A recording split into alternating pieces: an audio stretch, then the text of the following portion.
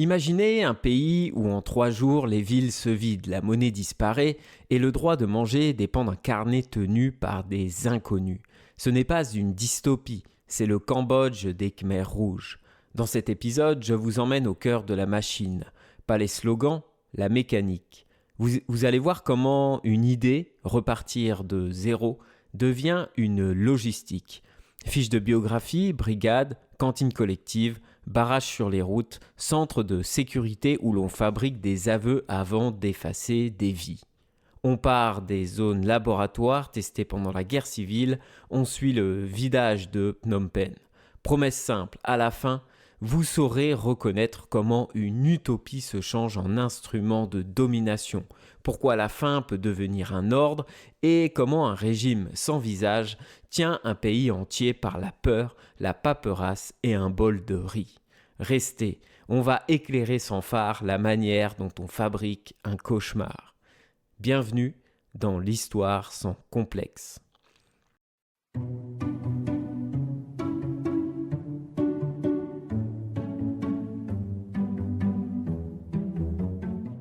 Dans les années 1960, le Cambodge de Norodom Sihanouk est une monarchie personnelle rassemblée dans le Sangkum depuis 1955. Un mouvement unique qui concentre le pouvoir, tolère peu l'opposition et gouverne par réseau de patronage, de la capitale jusqu'au chef-lieu de village. La société est massivement rurale et risicole. Structurée par le bouddhisme, la famille élargie et les notables locaux. Une petite bourgeoisie urbaine, composée de fonctionnaires, commerçants, de professions libérales, se concentre à Phnom Penh et aussi à Battambang. L'économie dépend essentiellement des exportations de riz et de quelques cultures commerciales. Dans les provinces de l'Ouest, des concessions foncières, des dettes paysannes et des achats publics de paddy, c'est-à-dire de riz non décortiqué à bas prix, alimentent un sentiment d'injustice. Sur le plan politique, Sihanouk pratique la neutralité internationale, arbitre entre camps mais verrouille l'espace intérieur. Presse encadrée, opposants intimidés, avec une présence massive de l'armée et de la police. La gauche légaliste, composée essentiellement d'étudiants et de jeunes hauts fonctionnaires, est complètement marginalisée au milieu des années 1960. Plusieurs figures passent à la clandestinité à ce moment. En marge, un petit noyau de communistes cambodgiens, futurs Khmers rouges, s'enracine dans les zones forestières et frontalières, dans les périphéries du pays. Ils sont appuyés par des relais paysans et des contacts indo-chinois, mais restent numériquement très faibles. En 1966, plusieurs choses vont mettre le feu aux poudres. Un virage conservateur au Parlement, la montée des abus administratifs, corruption, levée de riz, favoritisme et des tensions foncières dans le grenier de Battambang ferment les voies de recours. À la fin des années 1960, l'influence des communistes va s'accroître considérablement grâce à la révolte paysanne de Samlo déclenchée au printemps 1967 dans le district de Samlo. Cette révolte naît de plusieurs revendications. Les réquisitions de paddy, le riz non décortiqué, à des prix administrés, bien en dessous du marché, les hausses d'impôts, la corruption des mandarins locaux et des forces de police, et la pression accrue sur les terres au profit de notables qui sont liés au pouvoir. Des paysans refusent donc de livrer le riz, des heurts éclatent avec la gendarmerie, des postes sont attaqués. Phnom Penh répond par une répression expéditive. On a des arrestations de masse, des opérations militaires, des villages suspectés qui sont nettoyés physiquement. La répression frappe indistinctement manifestants, familles et moines soupçonnés de sympathie. Cette réponse brise l'équilibre que Sihanouk, le roi, entretenait depuis les années 1950 entre gauche, droite et monarchie. Les journaux de gauche vont être fermés, les militants traqués, les enseignants et les étudiants inquiétés. C'est là que la dynamique bascule au profit des Khmers rouges. D'une part, la violence d'État délégitime l'ordre ancien auprès des milliers de familles rurales qui basculent du simple refus fiscal à l'adhésion à la guérilla communiste. D'autre part, la peur des arrestations pousse dans la clandestinité une génération de militants et de jeunes cadres qui ont été souvent formés en ville et qui rejoignent les maquis déjà implantés dans les monts des Cardamones et le nord-ouest du pays. L'appareil du parti communiste du Kampuchéa, le PCK, y trouve soudain des recrues, des relais et des sanctuaires. Après la révolte paysanne de Samlo en 1967, la clandestinité s'étend et des zones libérées du contrôle de l'État apparaissent. Dans ces espaces, c'est-à-dire ces territoires en fait, où l'État monarchique n'a plus de contrôle, qui passent en fait sous contrôle des membres du Parti communiste, les cadres testent des outils destinés à briser l'autonomie des foyers. Ils mettent en place une mise en commun des bœufs, des outils et des rizières. Ils mettent aussi en place des cantines collectives remplaçant la cuisine familiale. Ils mettent en place une interdiction des marchés et du troc pour que l'accès à la nourriture dépende du parti. Des brigades de travail sont affectées aux digues, aux canaux avec des objectifs chiffrés. On trouve aussi la mise en place de réunions d'autocritique quotidiennes pour ceux qui se comporteraient mal. Le 18 mars 1970 a lieu un coup d'État qui renverse Sihanouk et cela provoque un tournant. Depuis Pékin, l'ancien chef d'État appelle les paysans à rejoindre la résistance, apportant ainsi au Khmer Rouge légitimité et de nombreuses recrues. Si vous en êtes encore là, à ce stade de l'épisode, c'est que ce podcast vous plaît, non ?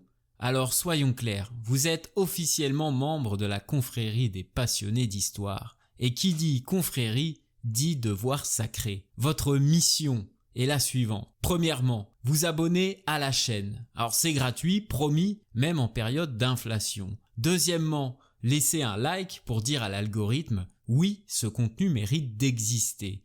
Et troisièmement, un petit commentaire, même un simple smiley ou un tout petit message, c'est tout bête, mais ça change tout pour le référencement. C'est grâce à vous que je peux continuer à raconter ces récits, à faire revivre notre histoire commune. Et franchement, quand je vois vos retours, vos likes, vos abonnements, ça me donne juste envie de creuser encore plus loin. Alors merci d'être là et bonne écoute à vous. La guerre civile, alimentée notamment par les bombardements américains qui ont lieu entre 1969 et 1973, ainsi que des incursions régionales, appauvrit les campagnes et offre un récit unique pour expliquer chaque pénurie. L'ennemi vole le riz. Sur le plan doctrinal, l'influence maoïste est assumée et traduite en règles opératoires. Le primat du rural, la paysannerie est censée purifier la nation. Deuxièmement, la mobilisation par la volonté. L'enthousiasme compte plus que la technique. Troisièmement, les purges. Donc on purge ceux qui sont jugés comme des mauvais éléments. Et ensuite, l'autarcie, comprise très concrètement comme la suppression de la monnaie et des échanges libres au profit d'une distribution complètement centralisée des vivres selon l'obéissance de chacun. S'installe alors une hiérarchie déclarée. L'ancien peuple, les paysans des bases, est réputé saint. Le nouveau peuple, c'est-à-dire les urbains, les déplacés, les lettrés, les religieux, les minorités, sont jugés comme des parasites car consommateurs de riz sans en produire. Dans ces zones, les ordres ne viennent jamais d'une personne identifiable, mais de l'Ankar. C'est ce regroupement qui n'a pas de visage, mais qui décide. C'est un collectif qui décide. Toute contestation de l'Ankar est totalement disqualifiée. Résultat, avant 1975, les rouages essentiels du futur régime Khmer Rouge, c'est-à-dire la collectivisation, le contrôle des mobilités, le rationnement politique, la classification sociale, sont déjà rodés sur des territoires tests. La prise de Phnom Penh à partir du 17 avril 1975 s'ouvre par le vidage immédiat des villes en 48 heures, 72 heures. Tout cela dissout en un geste l'administration, les écoles, les hôpitaux et les réseaux d'entraide qui existaient auparavant. Dans les semaines suivantes, les mesures expérimentées deviennent la loi communes.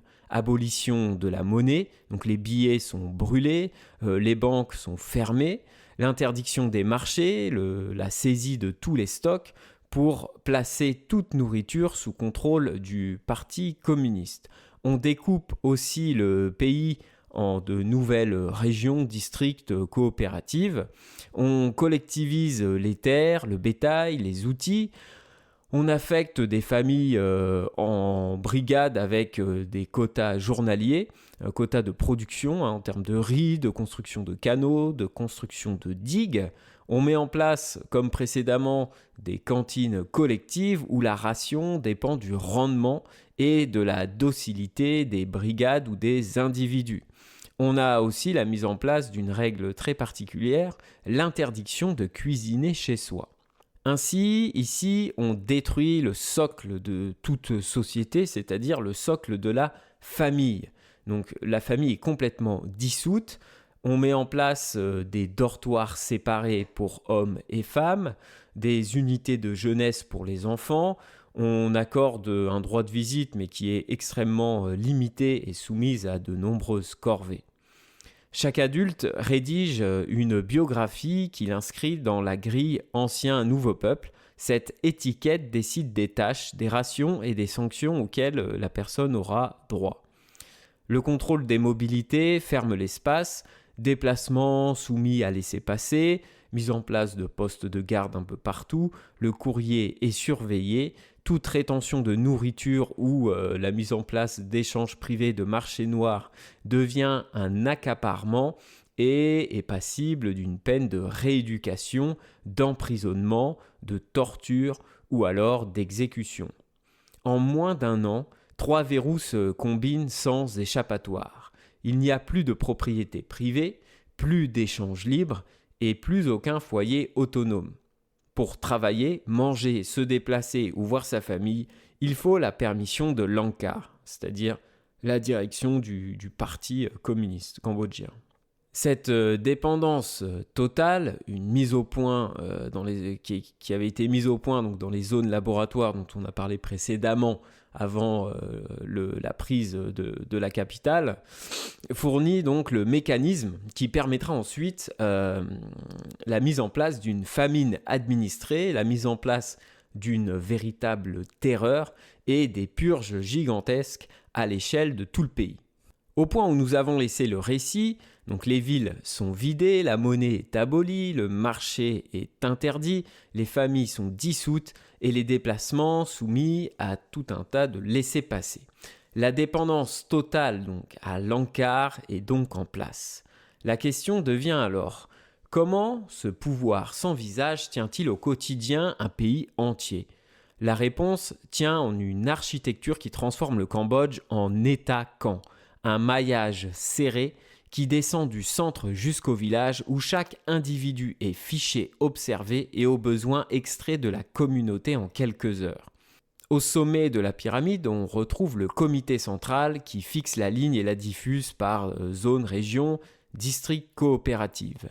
Mais l'efficacité du système se joue tout en bas de la pyramide dans le duo coopérative-comité de village.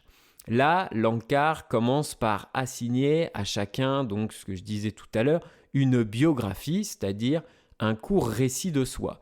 Origine, métier, parents, liens supposés avec l'ancien régime et qui vous colle à la peau pour toujours.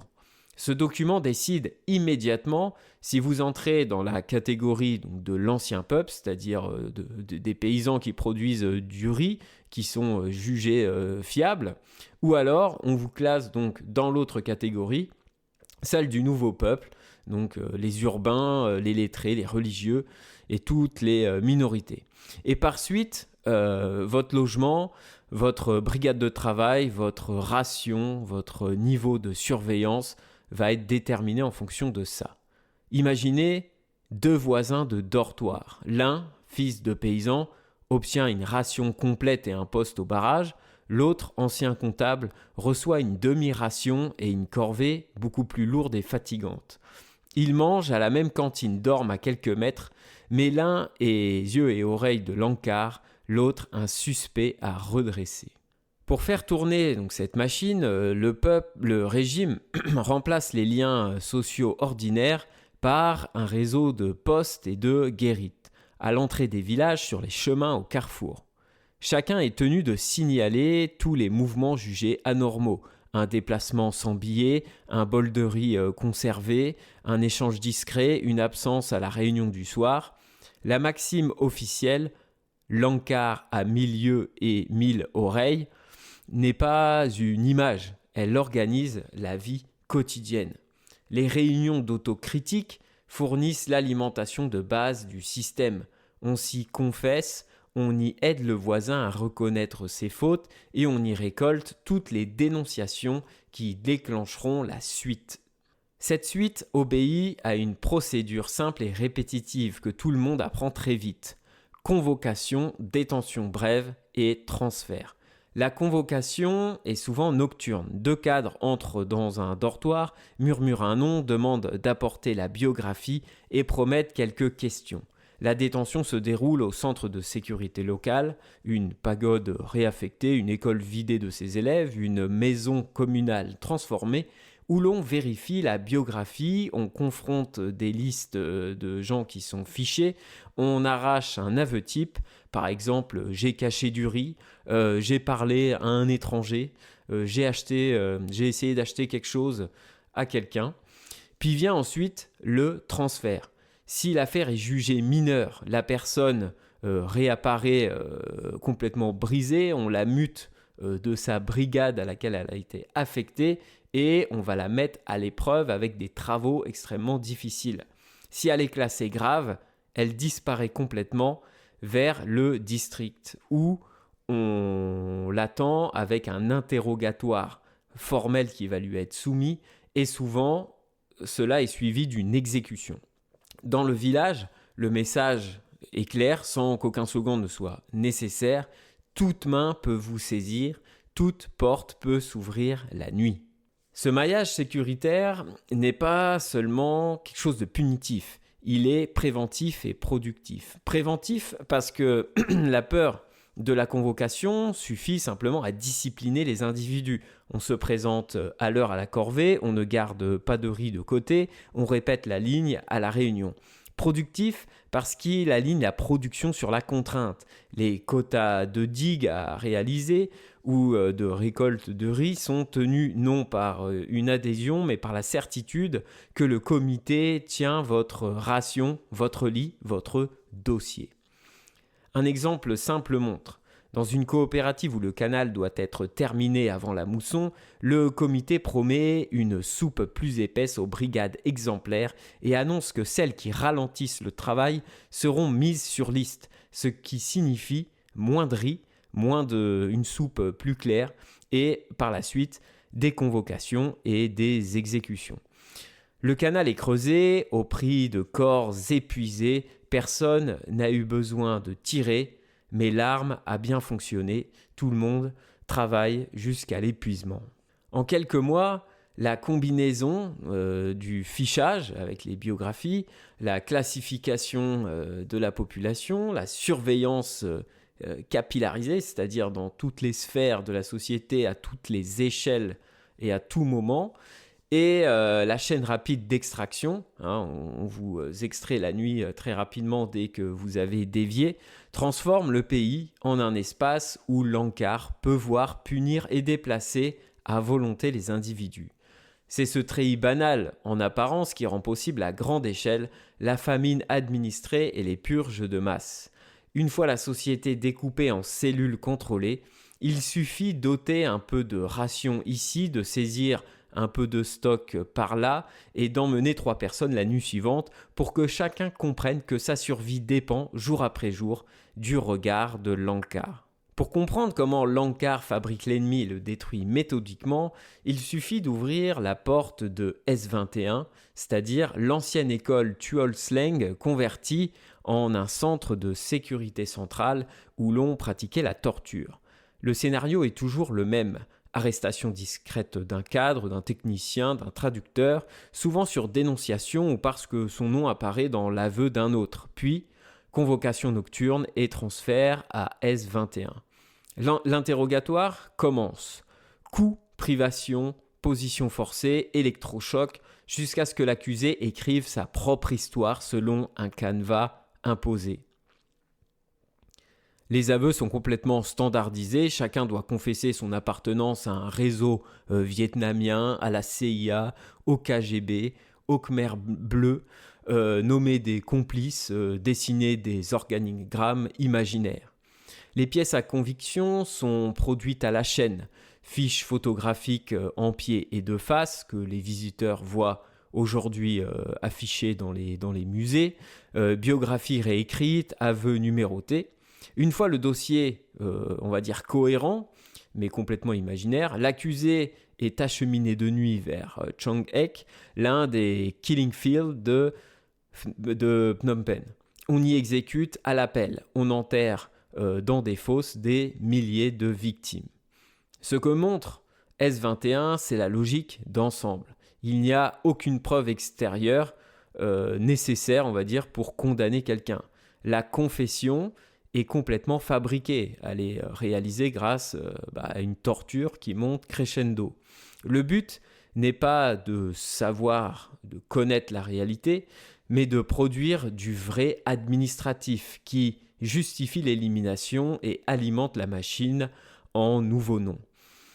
Au terme de la chaîne, il ne reste du vivant qu'un dossier complet, convenable pour les archives et une photographie ultime d'objet d'État d'un individu qui finira par être effacé.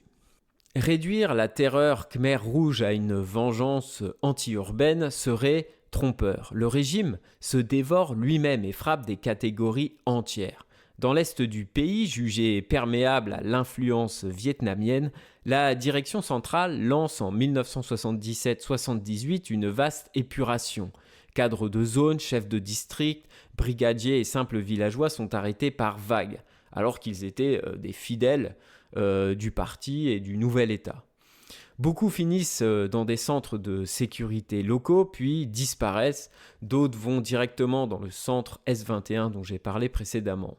En parallèle, la politique envers les Chams, les musulmans et les Vietnamiens vise l'effacement identitaire puis l'élimination totale.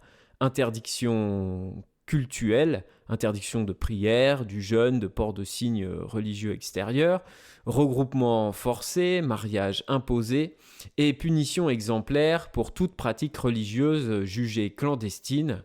Donc on a un nombre de villages Cham, donc de cette minorité musulmane, donc des villages qui sont complètement décimés après des accusations d'autonomisme et de volonté de diviser la société, le pays et le nouveau régime en place.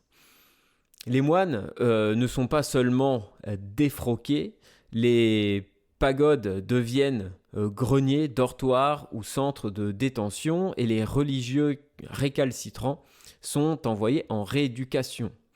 Même dynamique au sein du Parti communiste, les purges internes, elles s'enchaînent, elles sont nourries par des aveux complètement fabriqués, la loyauté d'hier devient la preuve d'une trahison d'aujourd'hui et chaque zone est tentée de prouver sa pureté en sacrifiant ses propres cadres. Au total, on voit une grammaire unique à l'œuvre, donc catégorisée, ancien nouveau peuple, est-ouest, éléments sains, éléments pourris, on isole, on efface. Non seulement l'ennemi social imaginé, mais toute portion de soi que l'encart décide un jour de regarder comme étrangère. C'est-à-dire, à tout moment, si l'encart décide que vous avez failli, sans aucune preuve, etc., eh bien, vous serez désigné comme un ennemi et vous finirez liquidé. C'est pourquoi la famine, la prison et la fosse commune ne sont pas des événements distincts. Ce sont des outils qui sont coordonnés, qui sont entremêlés et ils participent tous d'un même projet qui avance en rayant tour à tour des catégories entières de la société, y compris celles qui étaient au pouvoir sous ce nouveau régime. Dans les coopératives, la baisse des rendements ne vient pas d'un mauvais sort, mais d'une série de décisions qui cassent la production. D'abord, les quotas de production agricole, etc., sont fixés avant la récolte sur des objectifs qui sont totalement gonflés par l'enthousiasme exigé par ce nouveau régime. Tel district doit livrer tant de tonnes parce que l'ANCAR l'a décidé. Ensuite, on a des brigades qui sont mobilisées des semaines entières sur des chantiers de digues et de canaux. Donc ça a l'air utile sur le papier. Il retire... mais finalement, en fait, ce qu'on peut voir, c'est qu'en emmenant des dizaines de milliers de personnes construire des digues et des canaux, eh bien, on retire des bras aux semailles et aux moissons et fatigue des corps qui sont déjà sous-alimentés. Puis vient ensuite la confiscation intégrale des stocks. Le riz battu file vers le grenier collectif. Conserver un sac pour la famille, mettre un peu de riz de côté, revient à soustraire la propriété du peuple. Enfin, l'interdiction des échanges coupe les derniers correctifs. Plus de troc local, plus de petits marchés pour rattraper une pénurie ponctuelle. La mécanique est donc implacable. Production réelle en baisse, prélèvement inchangé. Dans l'assiette, cela donne une bouillie claire de riz et d'eau, parfois agrémentée de feuilles ou de quelques fibres de manioc. La journée commence avant l'aube, finit à la nuit, avec des heures de corvée additionnelles si le quota n'avance pas. Et si l'on découvre un bol gardé dans un coin du dortoir, c'est l'accaparement, la rééducation immédiate, voire transfert au centre de sécurité. Autrement dit, la famine naît d'abord d'un écart organisé entre un plan complètement fantasmé et une ponction qui, elle, est très réelle. Une fois la production saignée, la nourriture devient un outil d'obéissance. On ne mange plus en famille. Comme je l'ai dit, ils mettent en place partout des cantines collectives qui distribuent une ration standard modulée selon votre biographie, votre catégorie et le rendement de la brigade à laquelle vous appartenez. Les anciens peuples qui sont réputés fiables, donc les paysans notamment, reçoivent plus de nourriture. Le nouveau peuple, les urbains, les intellectuels, ceux qui ne sont pas paysans, en reçoivent moins. Tout est fait pour mettre en concurrence les groupes, les individus, pour asseoir donc le contrôle et l'autorité de l'organisation de l'ANCAR sur toute la société et toutes les relations sociales. Tout passe par la file de la cantine où l'on sert après appel brigade par brigade. Exemple typique. Une coopérative mise au tableau noir pour tendance à l'égoïsme se voit couper les rations une semaine et interdire toute visite. Aussitôt, les cadences montent, non par conviction et volonté de travailler plus pour son régime ou sa patrie, mais uniquement par la peur. La règle implicite est transparente pour tous. Ta ration est égale à ta docilité. En dissolvant les filets de survie, c'est-à-dire la cuisine que tu as chez toi, l'entraide familiale et amicale, les petits marchés, et en conditionnant l'accès à la nourriture, l'ANCAR installe un chantage quotidien qui remplace la persuasion politique. La famine, qui est ainsi administrée, ne tue pas seulement par manque de calories, elle tue par enchaînement. La malnutrition chronique abaisse les défenses, la moindre infection devient grave, dysenterie, paludisme, infection respiratoire emportent enfants et anciens. Les soins manquent évidemment, les dispensaires sont désertés, il n'y a plus de médicaments dans le pays et l'interdiction de circuler empêche d'aller chercher de l'aide, de la nourriture ailleurs. Même enterrer dignement devient quelque chose d'extrêmement compliqué. Une journée type d'un nouveau peuple dit tout. Lever à l'aube, travail exténuant, bouillie parcimonieuse, réunion du soir, retour au dortoir. Au moindre malaise, on tient 2 jours puis on finit par s'éteindre. Le bilan se compte en centaines de milliers puis en millions de vies perdues, mais il demeure longtemps invisible. Il n'y a pas d'image, pas de presse. Les villages entiers sont complètement réduits au silence. Ce pays sans photo n'est pas un hasard, il est l'aboutissement du système, une société complètement immobilisée, affamée et mutique, où l'on peut faire disparaître des vivants aussi facilement que l'on raye un nom d'un registre de rationnement. À partir de 1977, le régime Khmer Rouge, convaincu de purifier les frontières et de reprendre des territoires historiquement Khmer, multiplie les raids sur les villages vietnamiens le long du Mékong et du Delta. Ces incursions, souvent accompagnées de massacres de civils, provoquent d'abord des représailles locales de l'armée de Hanoï, puis une riposte organisée. Le Vietnam arme des unités khmer d'opposition, mène des coups de force transfrontaliers et teste les défenses pendant que Phnom Penh radicalise ses purges internes. L'équilibre militaire va finir par basculer.